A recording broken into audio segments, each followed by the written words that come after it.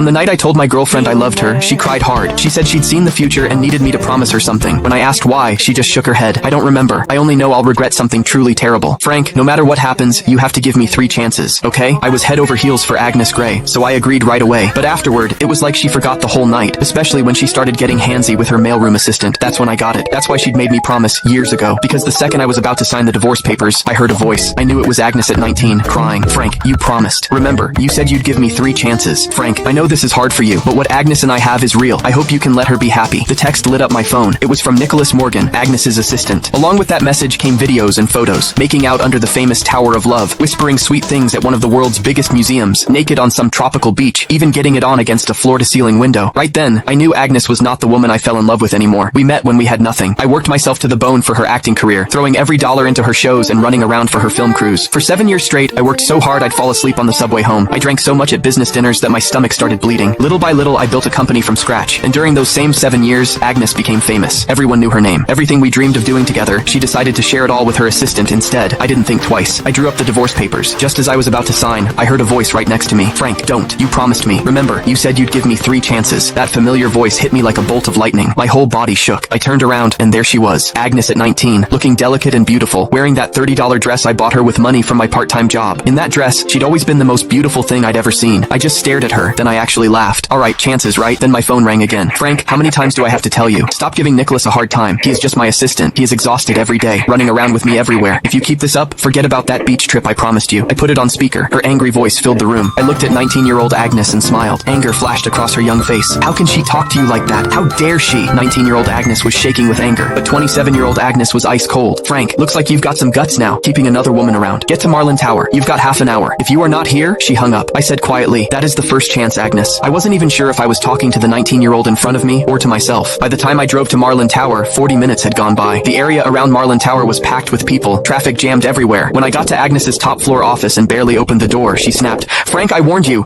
You had 30 minutes to get here and now, I cut her off, turned around, and flopped onto the couch like I didn't care. Nicholas was there too. He kept his head down, eyes all red, his right hand holding his left wrist. My attitude seemed to set Agnes off. She slammed her hand on the desk. Frank, what is with that attitude? You still won't admit you were wrong? But before I could say anything, Nicholas jumped in. It is nothing really, just a watch. Don't blame Frank. That just made Agnes angrier. But instead of yelling at him, she held back and softened her voice. How can you say it is nothing? He is so petty. He even tried to steal the birthday gift he gave you. Don't worry, I am not taking his side. Then she turned back to me, her voice sharp as a knife. Frank, I am giving you one last chance. Give Nicholas his watch back. I'd lost count of how many times this had happened. No matter how many times Nicholas set me up, no matter what I said, it never mattered. The woman who used to trust me completely now only doubted me. Couldn't be bothered to argue. I stood up, took off the old watch from my wrist. Click the link in my bio to get the full story for free.